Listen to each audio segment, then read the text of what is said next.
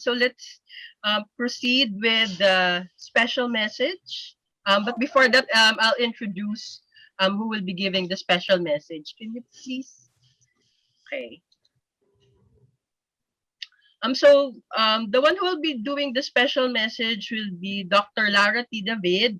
She's an awardee of the Outstanding Young Scientists and the Outstanding Women in the Nation Service, and Gawad Chancellor Natataging Guro from UP Diliman, and the former uh, L'Oreal National Fellow and the continuing Senior Fellow at the OML Center for Climate Change Adaptation. Okay, so Ms. La, Hello po. Magandang hapon po ulit. good Ah, afternoon. Hapon. Good afternoon. Pa-share screen pwede? Yes Share po. screen. Salamat. Okay. So I was asked by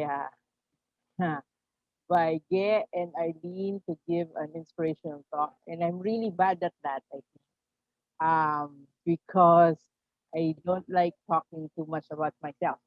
Pero I think this one, no, si Heidelin was able to give us a basically 90% of what it takes. So kita nyo naman sa kamay niya, sugat-sugat na, pero may gintong hawak. So I think that says a lot of what we need to do in terms of getting to where we are and achieving what we want.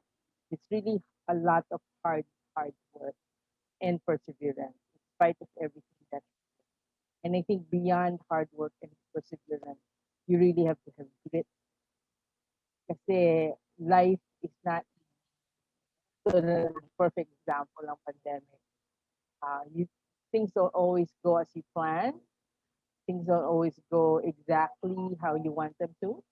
But with with grit, with perseverance and grit, uh, I think you can overcome.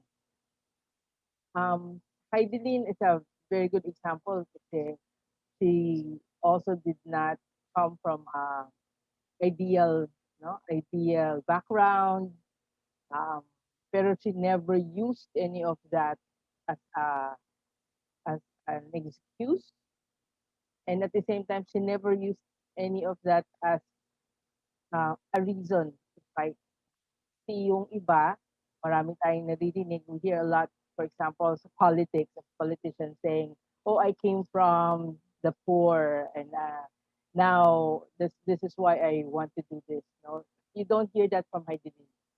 I think what her background is what pushed her, but she never made it as her reason to climb. She just really wanted to do the best she can in the discipline that she chose, which is weightlifting. So yun din, no? Don't make excuses. It's not your background is not your push. Your background is your background. It makes part of who you are. But the reason should be different. No? Keep going. And I think that's my next slide. Ah, if you want to go? Yeah, my next slide is the battle cry. So Tao Pilipinas, the battle cry has remained the same. It's time for us to go to the people rather than ask people, especially the poor to come. Yun siya, it's a pull. It's not really a push of your background. It's knowing who you serve. It's knowing what you're doing this for. So all of you who have volunteered, you've contributed a lot to this. And I know from hearing your words of introduction, you continue to do this in different ways. Now, whether you're still in the NGO work, you're self-employed, or you're now in the industry, no, on the more commercial part of this discipline. Still, there's that want to help, want to make sure that whatever you do actually makes a difference to the people that you serve. So I think that has been the reason for the success of Tao Pilipinas. Eileen and the rest know how much we've gone up and down in terms of funding, in terms of available resources, but there's always been a continuous drive because there is this battle cry to serve, and we know who we want to serve. So ganun din in whatever line of work you find yourself now, whatever situation you find yourself now, please carry on that battle cry that we are here to help. We are here to serve, especially the poor. That being said, I think the next one is that you have to find heroes in your line of work, no? Uh, Somebody not necessarily to achieve to become like them, but more of an inspiration. And this three, kagaya ng sinabi sa inyo from kung kailan sila sumali ng Tao Pilipinas, marami kaming tumutulong pa rin, pero these three have remained the pillars of Tao Pilipinas. Miss Arlene, Angel, Sige, they're here. And we are so proud of them and so thankful that they continue the battle with everything, not the nitty gritty, uh, being on the ground and still pushing for the vision. So kami nila Edra, si Faith, ako, taga-tugon na lang kami sa tawag. Pero sila talaga yung nasa forefront. And I think um, that is such an inspiration. It should continue to be an inspiration for all. So thank you. I'd like to take this opportunity to thank Eileen, Angel, Ge, no, for all of your hard work, for your staying power in Tao Pilipinas, and for still including all of us in whatever capacity we can. And then finally, hindi pa pala final. And but tao, I think the other strength is from the very start, it recognized it cannot do it alone, no? Hindi pwedeng stand alone. The staff is not enough for what we need to do. So aside from the institutional partners like funding agencies, the NGOs, the academe, and the government, it's the community and the YP. Yung dalawang yun talaga ang pinaka staying power ng Tao Pilipinas. No, it's you, the YP volunteers through the years, and the community that has helped in every single aspect of this. So, ganun din sana, no? Sana uh, pwede pa rin kayong tawagin para tumugon sa pangangailangan ng tao, sa pangangailangan ng community. Kasi kailangan namin kayo, no? Even if you're already in different fields, you really need uh, your constant support in whatever manner you can. So I'd like to take the opportunity to thank all of you for having been part of TAO and for continuing to be part of TAO uh, in any manner that you can. And then finally, I think the one thing that sets TAO apart from uh,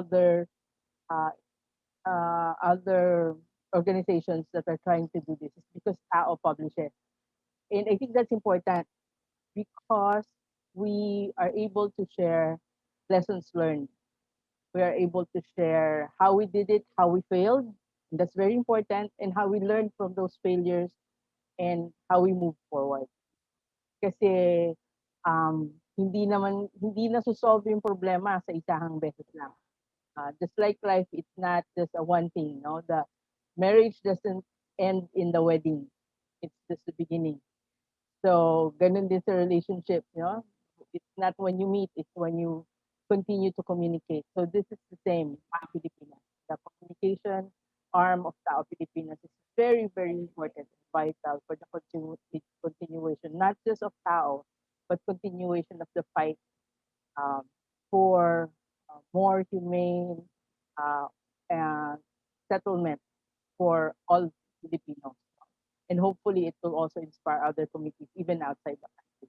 So I think this is very good to continue, and I hope you continue to support this. No? So subscribe in the publications and in the Tao journals because it matters, no? And share that with others. No? Hindi lang like my copies.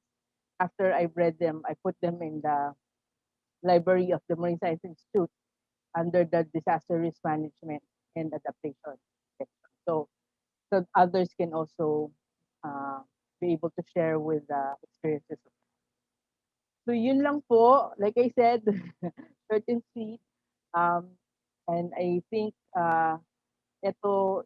the fact that you're here today shows that you are still here with us, still here with Ate Eileen, Ate Angel, and Ate Ge. No, hindi ko itatawagin mga tita kasi mas bata sila lahat yata sa akin. Um, and and that is very much appreciated. So um, uh, with heart that is bursting with pride because of what Tao has accomplished and will continue to accomplish with you. I thank you for this.